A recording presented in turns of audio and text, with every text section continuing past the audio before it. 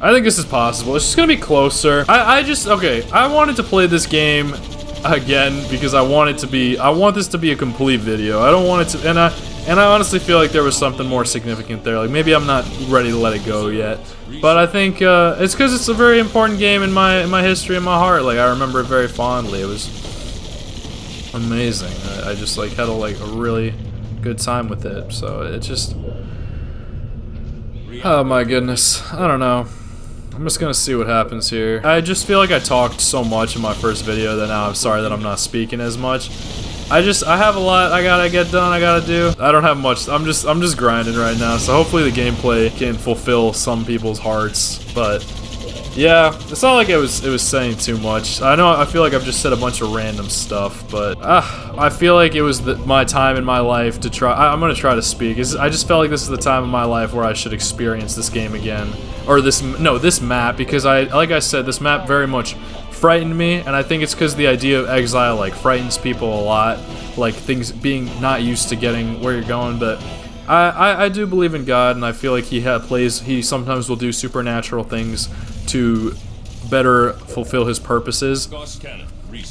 And so that's why I think maybe it's possible that he like wanted me to speak slightly differently. So like I want to take out the Arbiter. I'm not really about it. So I just feel like maybe it helps to like discuss how like there's two things, right? There's exile and then there's death. You can choose one or the other. So I'll explain Romeo and Juliet because that's a little bit more popular. Jorah Mormont, though, his story it's very complex. It's multiple sides to it. And I don't want anyone to feel like they can't watch Game of Thrones because of what I said. And I don't think they would. But he does start... maybe I did spoil it. So maybe that's a thing. So I apologize. The first season of Game of Thrones, I'm going to spoil right now. I'll say that.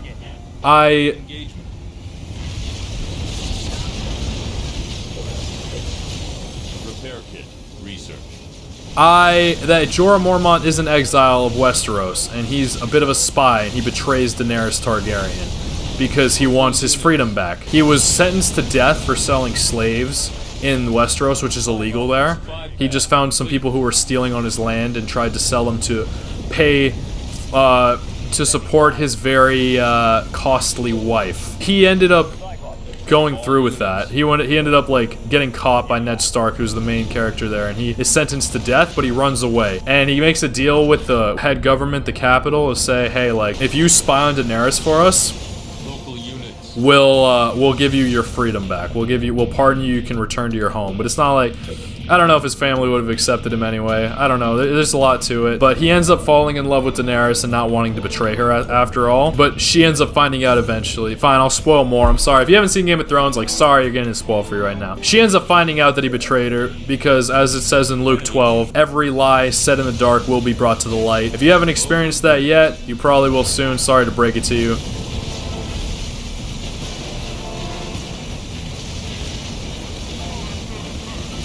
Yeah, so he got caught and she exiled him, and then he found her way back to her because he loved her that much, and then she exiled him again because he was like sick and like needed to get better, and he ended up getting better, which was fucking awesome. It was really cool. So I consider him to be a successful exile because he committed sins, he did wrong, which all of us do, and he left and he was able to return.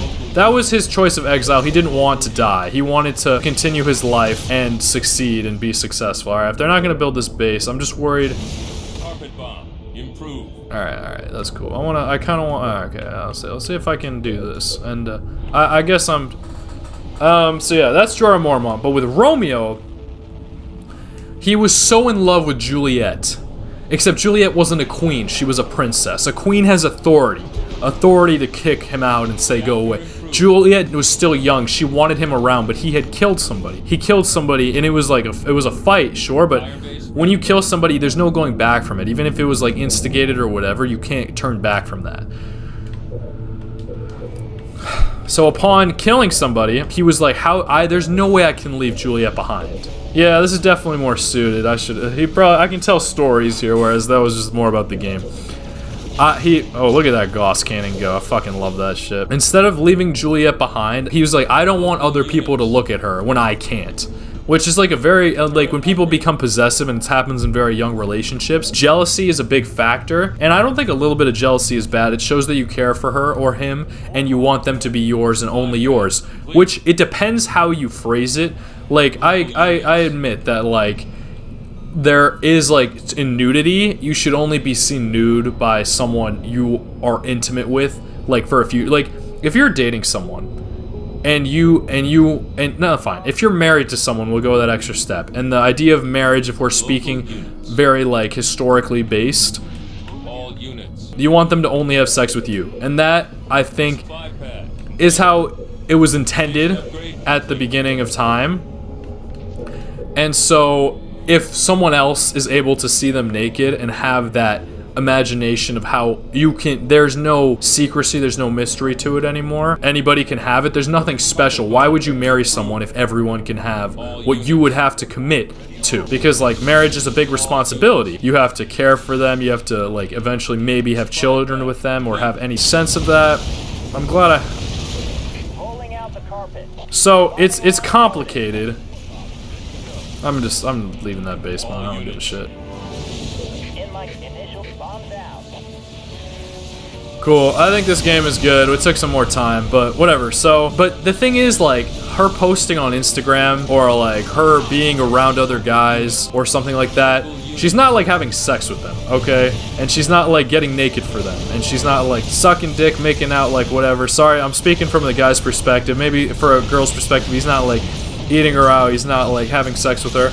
If they are, that's a different case. But if you don't know for sure, don't assume that they are. Because if they are, you'll find out if you trust in God, in my opinion. I think you'll know. I don't think you'll be deceived. And there might be some times, it might be more complicated, but don't be afraid to find signs. Like, if you have suspicions, if you have doubts, ask them, do some sleuthing, and if you find evidence, that's fine. But if you're not looking, don't be surprised when you don't find. Other than that, yeah, I'm glad that I was able to quell this attack, and they haven't been able to destroy this base amazingly.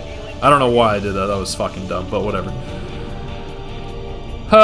Yeah, so this game, like, if you have Gauss Cannon on your Warhogs, it's pretty destructive. It just takes time to get there, and it's true, like, I don't know, I guess I didn't build any units, so I guess this is just me blabbing and showing that I can win. I'm curious to see how Halo Wars 2 is. I kind of want to play the campaign of this game and see how it's different and see in the future, but I think I want to do that on my own time. I don't think the campaign is that good. I played it before, it was, like, kind of interesting. It seemed like a very expansive tutorial, so that's why, like, I don't think it's, like, worth playing. I have so much other things I want to do and interested in, but I might want to play it myself just for my own faith building and things like that. I believe when you do things on your own, you're doing things to build your faith and strengthen it. So whatever, this game is interesting. I feel like I've gotten everything I have out of it, even though I just lost. Apparently you can't win every game no matter how good you are. Hahaha. But to my point, he doesn't want to leave. He doesn't want to leave in exile. But you gotta understand that when you're in exile, you can return. But when you're killed, it's over. You can't return. I think that's why there's such a big punishment for murder. There's such a big punishment for murder because you can't come back from it. There's no returning from it. No matter how bad a person is, if they're dead, they can never correct their ways. They're just stuck with that, you know? So that can be slightly more tragic. And that's what happens with Romeo. He comes back and he sees that Juliet has killed herself. But she didn't. It was a friar, it was a priest who wanted to make it pretend so that she wouldn't have to marry someone else. Because I guess in that time, and even now it can be, a woman's virtue is very important. It can be for a man as well, but I think it's a little bit more so for a woman, which I said. So I'm sorry if you take offense to that. Feel free to argue with me.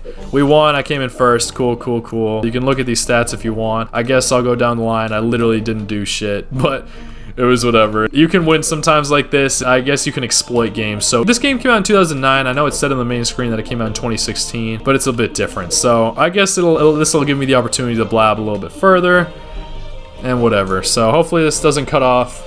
It's whatever. It'll be a lengthier video. It was fun. I enjoyed it, but she didn't want to marry this other person, and the priest who had married, I think he had married Romeo and Juliet, like, privately or something, and that counts, apparently. As long as there's one other witness. Like, there's this movie called West Side Story, and they promise themselves to each other, and they say God's presence, but if it's only you and the other person, there's no witness. You need a witness. So, Romeo and Juliet had a witness. They were married, technically. And so they felt she didn't want to be forced to marry someone else because of her family and have to, like, have sex with him and, like, maybe not. I don't know. So it was tragic, whatever. So she pretends to kill herself. Romeo returns, finds out she's dead. I think he kills somebody else, and then he kills himself. Juliet wakes up from this slumber, finds out he's dead, and kills herself as well. The family gets all upset. Why did we make them do this to each other? It's this or that. It's an interesting thing.